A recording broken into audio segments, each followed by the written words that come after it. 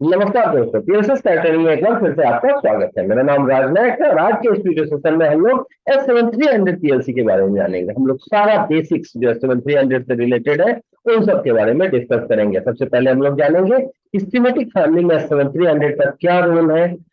Then after हम लोग इसमें यूज होने वाले अलग अलग मॉड्यूल्स के बारे में जानेंगे, अलग अलग कम्युनिकेशन मॉड्यूल, जितने भी अलग अलग मॉड्यूल्स होते हैं, कौन से प्रोटोकॉल्स इसमें यूज होते हैं, अलग अलग इसके कौन से सीपीयू जो अवेलेबल है, इन सब के बारे में हम लोग वन बाय वन डिस्कस करेंगे। बट अगर आप 300 पीएलसी के बारे में कंप्लीट नॉलेज जानना चाहते हैं तो वीडियो को अंत तक जरूर देखिएगा, तभी आप कंप्लीटली जान पाएंगे इसके बारे में। तो वीडियो में आगे बढ़ते हैं। बट आगे बढ़ने से पहले अगर अभी तक आपने मेरा चैनल सब्सक्राइब नहीं किया है तो प्लीज चैनल सब्सक्राइब कर लीजिए और बेल आइकन जरूर प्रेस कर दीजिए ताकि आपको रेगुलर नोटिफिकेशन मिलता रहे। तो शुरू करते हैं हम लोग। तो सबसे पहला सवाल यही आता है कि ये क्या है, सीमेटिक S7300 क्या है। तो ये सीमेंस का एक पीएलसी सीरीज है। इससे पहले जो है कुछ पुराने वीडियोज में हमने S7200 पीएलसी के बारे में डिस्कस किया था। और सीमेटिक जो है वो फैमिली नेम है। जो ये जितने भी पीएलसी आते हैं सीमेंस के, उनको हम लोग सीमेटिक फैमिली बोलते हैं। सीमेटिक में भी दो फैमिलीज है, S5 जो पहले आता था और अब भी जितने भी पीएलसी जा रहे हैं वो S7 है। तो सीमेटिक S7 सीरीज में S7 200 है, 300 है और भी काफी 400, 1200, 1500 ये सब पीएलसी अवेलेबल है। तो आज जो हमारा टॉपिक है वो है S7300। तो आज जो है हम कंसंट्रेट करेंगे S7300 पीएलसी के बारे में। तो सबसे पहले हम जानते हैं कि सीमेटिक S7300 जो है वो सीमेटिक फैमिली में, सिस्टम फैमिली में इसका क्या पोजीशन है, क्या काम है इसका, क्यों जो है ये पीएलसी बनाया गया है। तो अलग अलग फेजेज है पीएलसी में, अलग अलग चीजें होती है पीएलसी में, जैसे कि प्रोग्रामिंग डिवाइस होता है, स्टेप 7 सॉफ्टवेयर है। जब भी स्टेप 7 सीरीज के जो है पीएलसी S7 सीरीज के उनको उनके सॉफ्टवेयर होते हैं, कम्युनिकेशन मॉड्यूल और HMI के साथ हम कनेक्ट करते हैं। तो सबसे पहला जो पीएलसी आया वो आपका जो था S7200 था, जिसके बारे में मैंने डिटेल में आपको बताया है। ये माइक्रो पीएलसी था और स्मॉल स्केल इंडस्ट्री के लिए या वेरी स्मॉल स्केल इंडस्ट्री के लिए इसका यूज होता है। Bottom performance range, number of IO जिसमें काफी कम अवेलेबल होते हैं। और जो बेसिक आप जो यूजेज हैं, जैसे आपका डोमेस्टिक पर्पज के लिए या स्मॉल स्केल इंडस्ट्री के लिए हम S7200 का यूज करते हैं। बट जरूरतें ज्यादा थी हमारे पास, स्मॉल स्केल, मिड रेंज और लार्ज इंडस्ट्रीज भी थी। तो हमने क्या किया, हमने S7300 पीएलसी बनाया। तो ये स्मॉल और मिड रेंज की इंडस्ट्री के लिए थी, lower and mid performance range के लिए इसका यूज किया जाता था। और देन आफ्टर अपर जो हायर इंडस्ट्री थी उसके लिए आपको अपर एंड मिड परफॉर्मेंस रेंज के लिए आपके S7400 पीएलसी है। इसके बाद जो बहुत बड़ी बड़ी इंडस्ट्रीज है जहां लाखों में है, तो S7400 से काम हो रहा था। बट उसके लिए हमारे पास पीएलसी, प्रोग्रामेबल ऑटोमेशन कंट्रोलर भी अवेलेबल है, जिन्हें हम S7 1200 और 1500 के नाम से जानते हैं। बट बेसिक अगर पीएलसी रेंज की बात करें तो S7200, S7300 और S7400 पीएलसी अवेलेबल है। 1200 और 1500 को भी हम इसमें काउंट कर सकते हैं। तो क्या लिखा है यहाँ पढ़ सकते हैं, 7300 the universal small control system for versatile application in automation engineering. Automation engineering में जो स्मॉल स्केल इंडस्ट्री के लिए, उसके लिए जो है परफेक्ट पीएलसी है। तो स्मॉल और मिड रेंज की इंडस्ट्री में इसका काफी यूज किया जाता है। आगे बढ़ते हैं हम लोग। अब इसमें जो है अलग अलग सीपीयू अवेलेबल है और तीन जो है मेन सीपीयू है। अब सीपीयू सेलेक्ट करने के लिए जो है किन चीजों पे हम कंसंट्रेट करते हैं कि कौन सा सीपीयू आप सेलेक्ट कर रहे हो उसमें। तो सबसे पहले जो देखा जाता है कि मेमोरी साइज क्या है। तो इसमें तीन है, 312C, 313C और 314C। तो ये जो 312C है ये 16 KB का है, ठीक है। 313C जो है वो 32 KB का है और 314C 48 KB, 48 KB का पीएलसी है। तो ये जो है अलग अलग इसका मेमोरी रेंज है। अब उसके बाद देखा जाता है कि नंबर ऑफ आईओज कितने हैं, ऑन बोर्ड इंटरफेसेज है कि नहीं, और प्रोसेस फंक्शंस क्या है, इन पे भी ये डिपेंड करता है। तो ये हमारा 312C है, इसमें एक ही पीएलसी आता है 312C में। 313C के तीन वर्जन अवेलेबल है। पहला 313C नॉर्मल, देन 313C और 2, ये नंबर 2 बता रहा है कि दूसरा है, और PTP point to point interface के लिए है। और तीसरा जो है 313C 2 डीपी, डीपी में डिसेंट्रलाइज्ड पेरिफेरल्स, इसकी नेटवर्किंग जो है वो आपका प्रोफिबस डीपी के थ्रू होती है। तो ये जो है ये 3 अवेलेबल है। सेम 314 में 2 है, एक 314C to PTP point to point interface और 314C to DP decentralised peripherals. तो ये इसमें अलग अलग वर्जन अवेलेबल है। वर्जन दो चीजों पे डिपेंड करते हैं, पहला क्या मेमोरी साइज क्या है और दूसरा कि नंबर ऑफ आईओज वगैरह है, कम्युनिकेशन मॉड्यूल क्या क्या है। तो इसके अकॉर्डिंग मैंने आपको बताया कि वर्जन जो है किन पे डिपेंडेंट होते हैं। अब अगर मैं बात करूं इसमें जितने भी अवेलेबल है 312C, 313C, 313C, सी में तो 2 वर्जन है और 14 में भी 2 अलग अलग।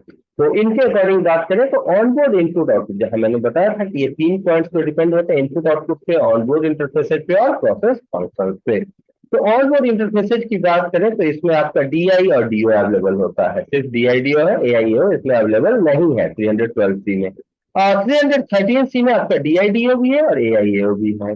13C दोनों जो अवेलेबल है इसमें आपका सिर्फ डीआईडीओ है। और ये जो आपका 14C की बात करें तो 14C में आपके डीआईडीओ और एआईओ अवेलेबल है। अब आप बात करेंगे कि इंटीग्रल इंटरफेसेज, जो इंटीग्रल इसमें जो पोर्ट्स लगे हैं वो कौन से इंटरफेस करते हैं, मीन्स एक्सटर्नल मुझे मॉड्यूल नहीं, इंटीग्रेटेड सीपीयू में कौन कौन से हैं। तो इसमें एमपीआई है 12C में, इसमें भी एमपीआई है और इसमें आपका एमपीआई और पॉइंट टू पॉइंट इंटरफेस और डीपी ये सारे हैं अवेलेबल, अलग अलग है, पॉइंट टू पॉइंट इंटरफेस भी है और डीपी भी अवेलेबल है। सेम इसमें है आपका कि आप multi point interface, point to point interface और आपका डीपीपी अवेलेबल है। ये सारे जो है ये 1 टीयर है और बाकी जो तीनों है ये 4 टीयर, मीन्स इसमें 4 रैक्स अवेलेबल है। जो नंबर ऑफ रैक्स है वो 4 अवेलेबल, 4 रैक में आप मॉड्यूल अटैच कर सकते हो। साइज की बात करें तो ये 80 mm का इसका सीपीयू होता है, इसका सीपीयू 120 mm का है, ये 120 mm है और ये भी 120 mm है। और इसमें 4 टीयर्स अवेलेबल हैं, ठीक है, जैसे टीयर्स होते हैं ना आपके पास, आप ट्रेन से जब ट्रेवल करते हो तो आपका 1 टीयर, 2 टीयर, 3 टीयर, इस तरीके से यहाँ भी टीयर्स होते हैं कि कितने रैक्स जो है आप अटैच करते हैं, जो हार्डवेयर आप कॉन्फ़िगर करते हो तो कितने रैक्स में अवेलेबल है।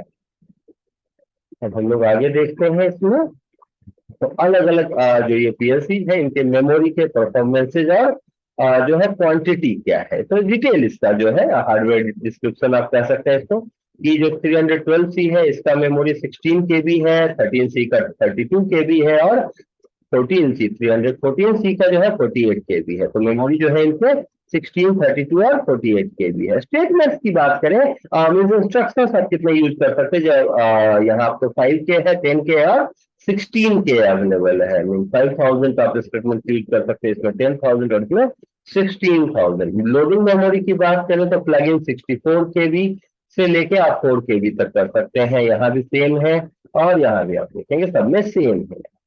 इंस्ट्रक्शन रन टाइम, जो इंस्ट्रक्शन आप देते हो रन टाइम कितना लगता है तो 0.2 माइक्रो सेकेंड है इसका जो है मिनिमम, ये मिनिमम की बात है, 0.1 माइक्रो सेकेंड और मिनिमम 0.1। जो भी इंस्ट्रक्शन आएगा उसमें कितना रन टाइम लगेगा। Alarm response time 800 micro second, 400 micro second और 400 माइक्रो सेकेंड।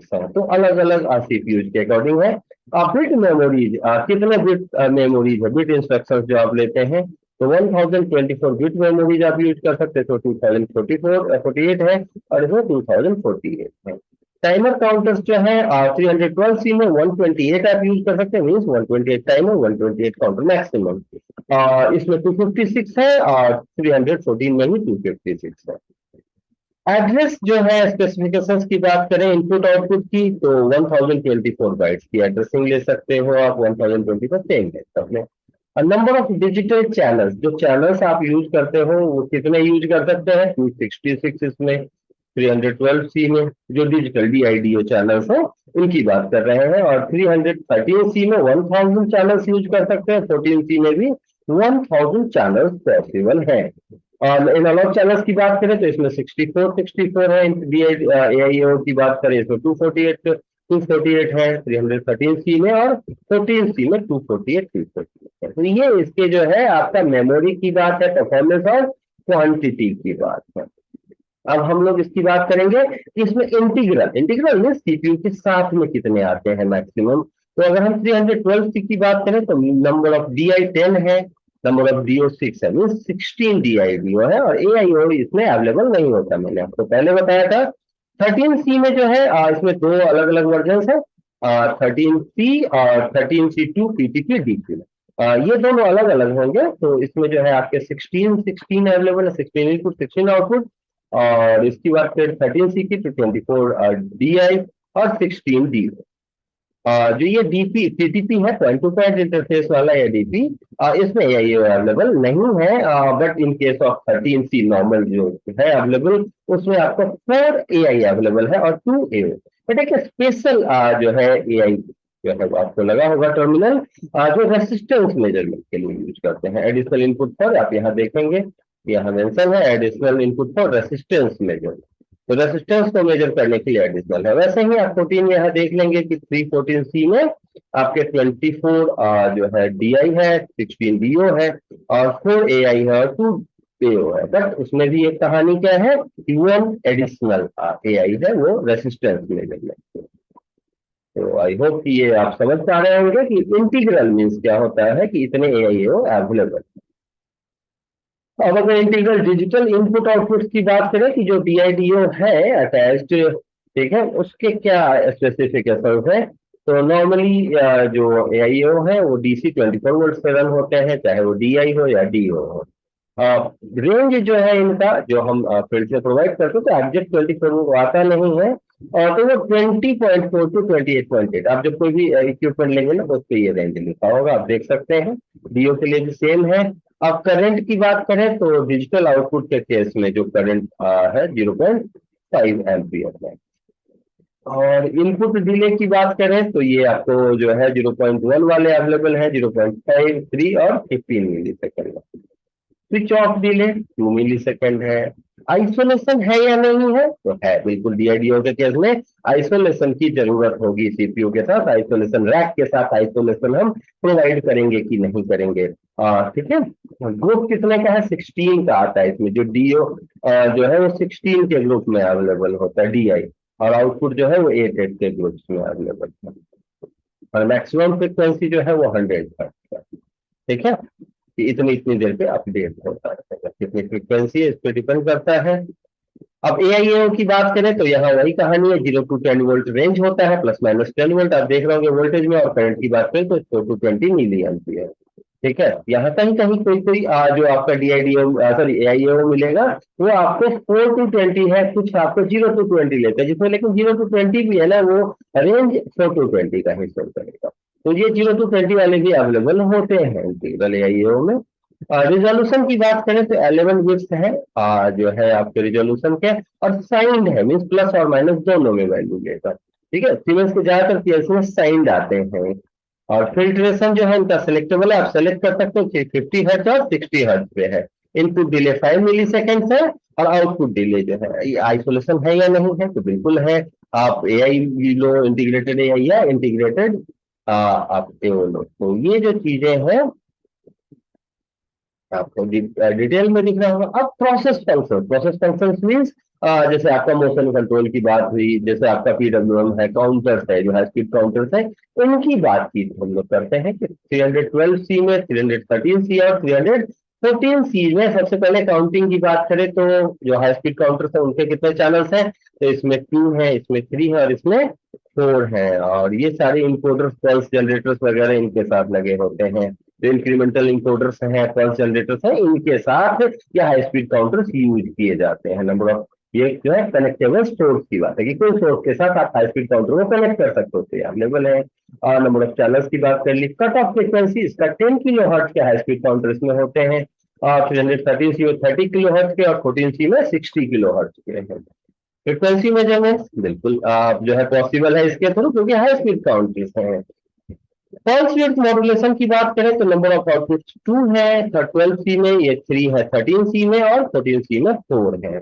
और कट ऑफ फ्रीक्वेंसीज की 2.5 किलो हर्ट्ज है, 2.5 किलो हर्ट्ज है, और इसकी भी 2.5 किलो हर्ट्ज है। पोजिशनिंग सेंसर 12 और 13C में नहीं होता है, बट 314C में जो है पोजिशनिंग भी अवेलेबल है। और PID कंट्रोल भी 12C में नहीं है अवेलेबल, बट आप 13 और 14C के थ्रू PID कंट्रोल भी कर सकते हो।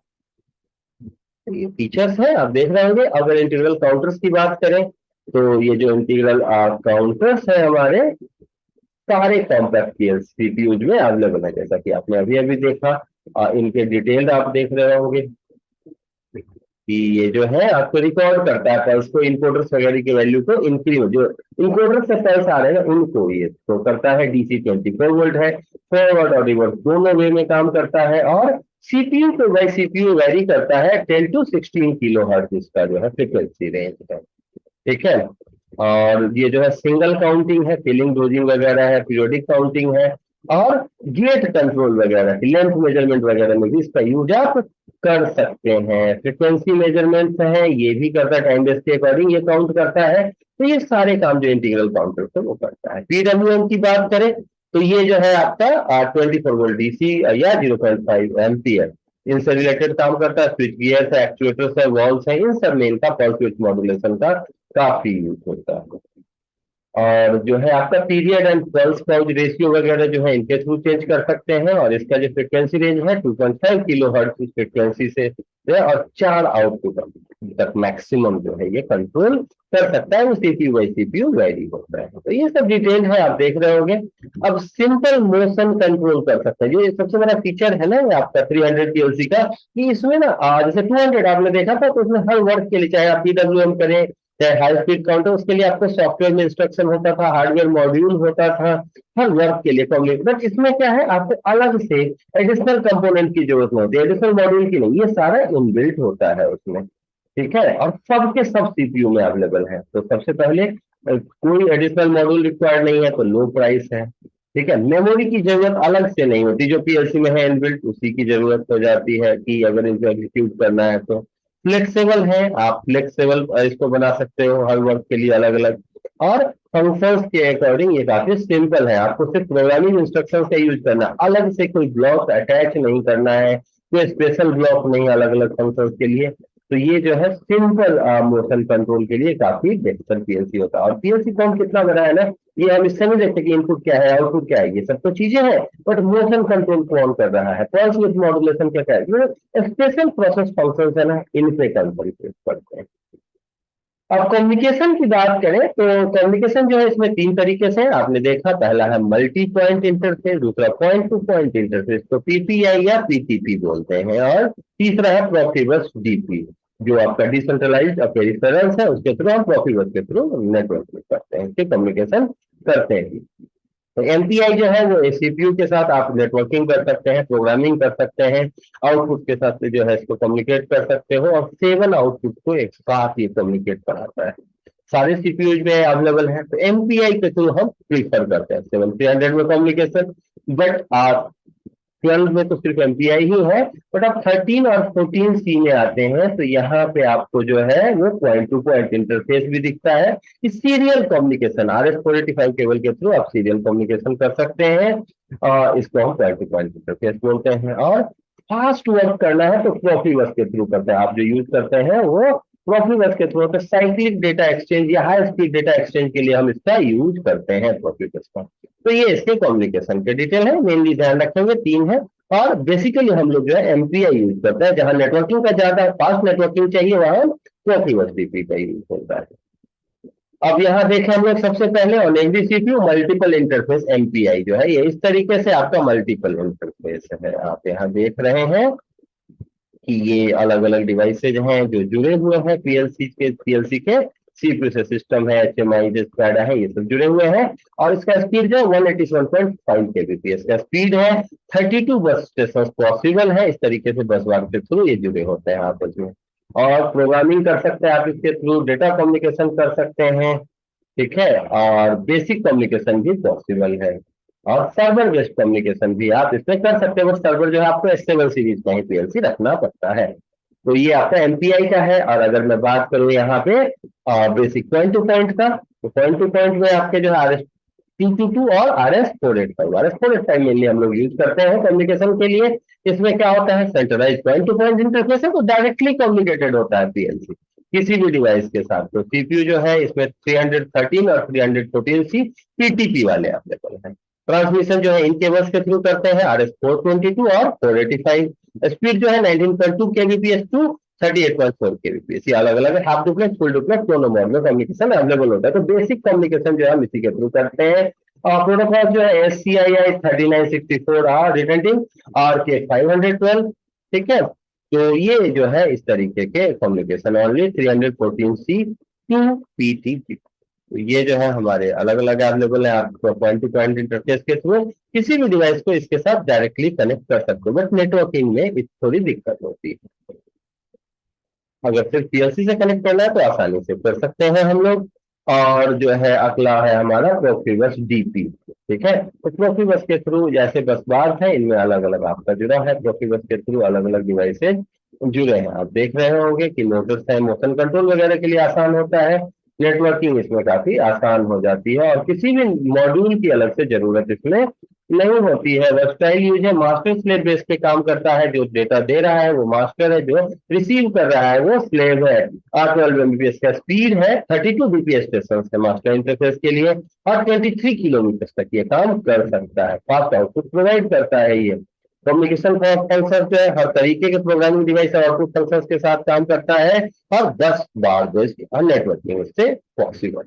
तो ये इसका बेसिक डिटेल है, आप देख रहे हैं तीनों कम्युनिकेशन मॉड्यूल का डिटेल वन बाय वन हमने देखा कि किस तरीके से काम करते हैं। अब सबसे आखिरी में मेमोरी की बात करें, तो मेमोरी कार्ड्स भी आप इसमें अटैच कर सकते हो। अगर आपको लगे कि आपके प्रोग्राम्स बड़े हो रहे हैं, ज्यादा जो है कम्युनिकेशन वगैरह काम कर रहे हैं हम लोग, तो आप इसमें मेमोरी कार्ड यूज कर सकते हो। इसको हम लोग बोलते हैं माइक्रो मेमोरी कार्ड, MMC, ठीक है। तो ये कॉम्पैक्ट सीपीयू में यूज किया जाता है, इसके लिए स्पेस होता है उसमें, और सारे program memory non volatile memory जो है इसके साथ आप अटैच कर सकते हो, लोड कर सकते हैं मेमोरी, जैसा कि पहले ही बताया था कि 64 केबी और 4 केबी के स्लॉट में अवेलेबल है। आपका जो प्रोजेक्ट टाइम है इसको ये कम करता है, रेसिपीज वगैरह आर्चिव्स वगैरह जो है उनको हम लोग कंट्रोल करते हैं इससे। और मेमोरी बफर के लिए जो अलग से ये अगर आप अटैच करते हो तो बैटरी की रिक्वायरमेंट नहीं होती। तो ये जो है MMC की जरूरत होती है आपको कॉम्पैक्ट सीपीयू को रन कराने के लिए, तो ये मेमोरी कार्ड आप अटैच करते हैं। तो ये जो है सारा डिटेल मैंने आपको बताया। अब अगर फिर भी कोई डाउट रह गया हो, अगर आपको लगे कि नहीं, अगले वीडियो में मैं बताऊंगा इसके प्रोग्रामिंग सॉफ्टवेयर के बारे में, सिमेटिक मैनेजर के बारे में कि क्या है वो और उसमें कैसे हम लोग उसका यूज करते हैं, बेसिक डिटेल्स। तो और देन हम लोग S7300 की प्रोग्रामिंग स्टार्ट करेंगे। पर फिर भी अगर कोई डाउट रह गया हो तो कमेंट सेक्शन में आप कमेंट कर सकते हैं, सीमेंस के या किसी भी दूसरे PLC से स्टार्टर से रिलेटेड अगर कोई क्वेरी, तब भी आप कमेंट कर सकते हैं। और अगर वीडियो अच्छा लगा हो तो आप उसको लाइक कर सकते हैं, शेयर कर सकते हैं, खुद तो देखिए ही, अपने दोस्तों को भी बताइए कि हाँ भाई एक अच्छा वीडियो दिखा है, आप ऑटोमेशन का नॉलेज डेवलप कर लो। और वीडियो को आपने अंत तक देखा उसके लिए धन्यवाद। अगर आप चाहें तो PLC सीखना है, आप चाहते हो कि मैं मैनुअली आपको जो है पर्सनली सिखाऊं, तो आप ऑफलाइन ट्रेनिंग ज्वाइन कर सकते हैं, आप ऑनलाइन ट्रेनिंग सेक्शन हमारे ज्वाइन कर सकते हैं। आप किसी भी सीमेंस का PLC S7200 300 400 1200 1500 कोई भी सॉफ्टवेयर सिमेटिक मैनेजर हो, माइक्रोविनो, TIO हो, आप किसी पे भी सीख सकते हैं। आप स्कैडा सीखना चाहे स्कैडा सीख सकते हैं, किसी भी ब्रांड का हो तो PLC स्कैडा HMI DCS का कोई भी ऑटोमेशन टूल हो जिस पे आप ट्रेनिंग ले सकते हैं। इसके लिए क्या करना है आपको, आपको बस कॉल करना है। मेरा कॉन्टैक्ट नंबर स्क्रीन पे दिख रहा है आपको, आप मुझे कॉल कर सकते हो, व्हाट्सएप कर सकते हो, उसके थ्रू कॉन्टेक्ट कर सकते हो, आप मुझे मेल कर सकते हैं, मेरा मेल ID यहाँ दिख रहा है। और अगर आप ट्रेनिंग के बारे में ज्यादा जानना चाहते हैं तो आपके स्क्रीन पे हमारे वेबसाइट का एड्रेस भी दिख रहा है, आप हमें विजिट कर सकते हैं www.innovicindia.com। और अगर आप मिल के ज्वाइन करना चाहें ट्रेनिंग की, मिलने पहले अपॉइंटमेंट ले, तो लक्ष्मी नगर न्यू दिल्ली में हमारा ऑफिस है, आप हमसे मिल सकते हैं अपॉइंटमेंट लेके, देन आप ऑनलाइन ऑफलाइन ट्रेनिंग ज्वाइन कर सकते हैं। तो आप कांटेक्ट कर सकते हैं, आप जानकारी ले सकते हैं ट्रेनिंग के बारे में, उसके लिए कोई चार्ज नहीं होते। जब आप ट्रेनिंग ज्वाइन भी करते हैं तो एक मिनिमम चार्ज होता है। तो इस वीडियो के लिए इतना ही, मिलते हैं नेक्स्ट वीडियो में न्यू और इंटरेस्टिंग टॉपिक के साथ। तब तक के लिए थैंक यू वेरी मच।